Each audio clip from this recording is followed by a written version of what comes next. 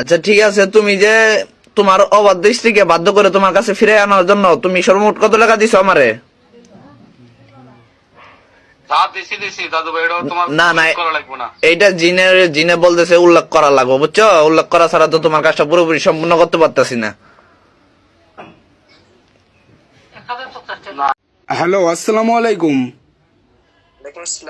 হ্যাঁ দাদু ভাই, তোমার যে একটা কাজ করে দিলাম, তোমার কাজের কি রেজাল্টটা পাইছো? হ্যাঁ দাদু ভাই পাইছি। আচ্ছা ঠিক আছে, তুমি রেজাল্টটা পাইছো। তোমার স্ত্রী তো এখন তো তোমার কথায় উঠে বসে, তাই না? হ্যাঁ হ্যাঁ। আচ্ছা তুমি একটা হাসি দাও তো। আচ্ছা ঠিক আছে, টেনশন করো না। এখন তুমি যা বলবা তাই করে, তাই তো শুনে, তাই না?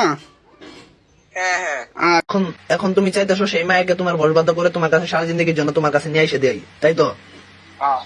সারাদিন জীবনে যেন দিয়ে আশা করে। আচ্ছা সমস্যা নাই, তুমি তার নাম ঠিকানা ছবি দিতে পারবা? তোমার নাম ঠিকানা, তোমার ছবি? আমার ছবি আছে, ওর ছবি আছে, নাম ঠিকানা আছে, আমার নাম ঠিকানা দেখি সব আছে। ইনশাল্লাহ তাহলে আমি নিয়ে এসে দিতে পারবো, সমস্যা নাই। 1 ঘন্টার ভিতরে তোমার অবাধ্য স্ত্রী তোমার বাধ্য হয়ে যাবো, মরণ আগ তোরই তোমার গোলাম থাকবো, বুঝছো? এরকম করে তোমার কাজ করে দিমু, তার নাম ঠিকানা ছবি দিতে পারবা? ভাই দিতে পারো। আর তোমার নাম? ভাই কোনো ক্ষতি হইব না তো? না না, কোনো ক্ষতি হইব না, কিচ্ছু হইব না। তোমার নাম ঠিকানা, তোমার ছবি। আর ইনশাল্লাহ তাহলে আমি কাজটা 1 ঘন্টার ভিতরে পুরোপুরি সম্পূর্ণ করে তোমার অবাধ্য স্ত্রীকে তোমার এখন তুমি চাইতেছো সেই মায়াকে তোমার বশবাধ্য করে তোমার কাছে সারা জিন্দগির জন্য তোমার কাছে নিয়ে এসে দেই, তাই তো? সারাদিন জীবনে যেন দিয়ে আশা করে। আচ্ছা সমস্যা নাই, তুমি তার নাম ঠিকানা ছবি দিতে পারবা? তোমার নাম ঠিকানা, তোমার ছবি। আমার ছবি আছে, ওর ছবি আছে, নাম ঠিকানা আছে, আমার নাম ঠিকানা। তাহলে তো তোমার অবাধ্য ভালোবাসার মানুষ তোমার বাধ্য হয়ে গেছে এখন থেকে, না? মরণ আগ থেকে তোমার কথা মতো চলো, বুঝছো?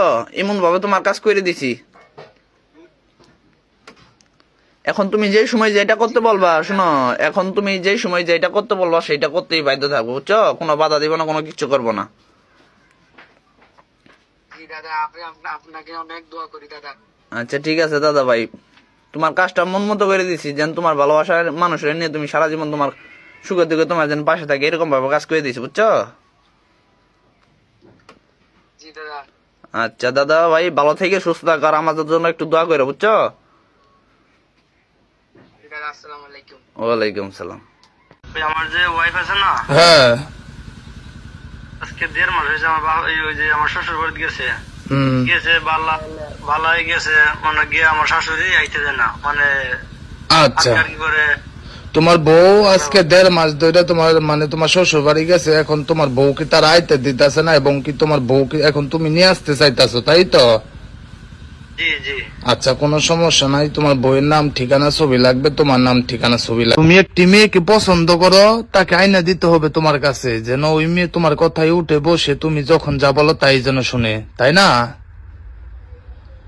আচ্ছা কোনো সমস্যা নাই, মেয়েকে তোমার প্রতি বশবাধ্য করে তোমার গোলাম বানিয়ে তোমার কাছে হাজির করে দিব, তুমি যখন যা বলবা তাই শুনবে, ঠিক আছে? এক কথায় তোমার কথা ছাড়া কোনো কথা আর বুঝবে না, এক কথায় তোমার প্রতি পাগল হয়ে চলে আসবে, তোমার ভালোবাসা পাওয়ার জন্য একদম ছটপট করবে। এটার নামই হলো কবিরাজি কাজ, এটার নাম হলো বশীকরণ।